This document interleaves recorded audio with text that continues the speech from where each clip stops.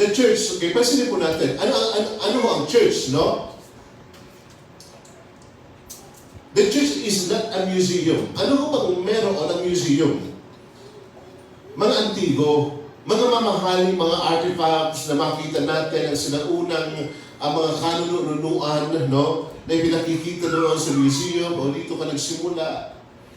Or ito yung mga ginamit nila noong unang panahon. So, a church is not a museum for perfect saints, no? So, hindi ho ito lagakan, hindi ho ito lalagyan sa signan ng mga perfect na mga banal. Okay? So, maunawaan po natin. Kaya hindi natin maaaring sabihin na itong taong to, bagang yabang palagi nasa church, gusto na matulog sa church, pero ito ugali niya, no? So, maging maingat ho tayo. Bakit? Sapagkat ang church, a hospital for sinners saved by grace. Okay? Lahat po na nandito, no? May mga nakaraan at patuloy na may pinagdadaanan sa buhay. Na nandito ho tayo dahil sa biyaya ng Diyos. Amen po. Makita natin ang ating sarili nasa ilalim ng kanyang biyaya.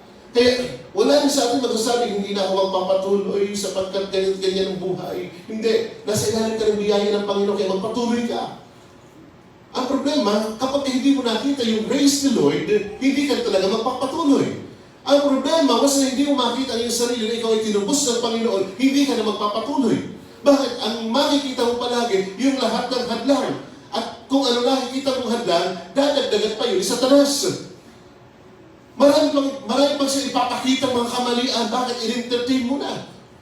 So, subalit kung ma-appreciate mo natin, makita mo natin na ang church, no, ay para bang isang ospital para sa mga makasalanan na naligtas sa biyaya ng Diyos. Mas maunawaan po natin ang kalagayan ng bawat isa at hindi tayo mag-expect sa isa't isa na ito yung dapat kung inaasahan sa church, hindi mo na-meet yung expectation mo sa church, kaya ano, okay, pwedeng lumipat ka o posible naman na huminto ka na at makita mo na lahat ng mga kapatiran, lahat ng fellowship ay pare-pareho.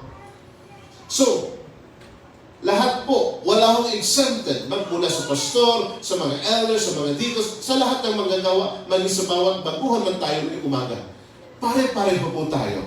Amen po. And pare-pareho yung biyaya ng Diyos na binibigay po sa atin.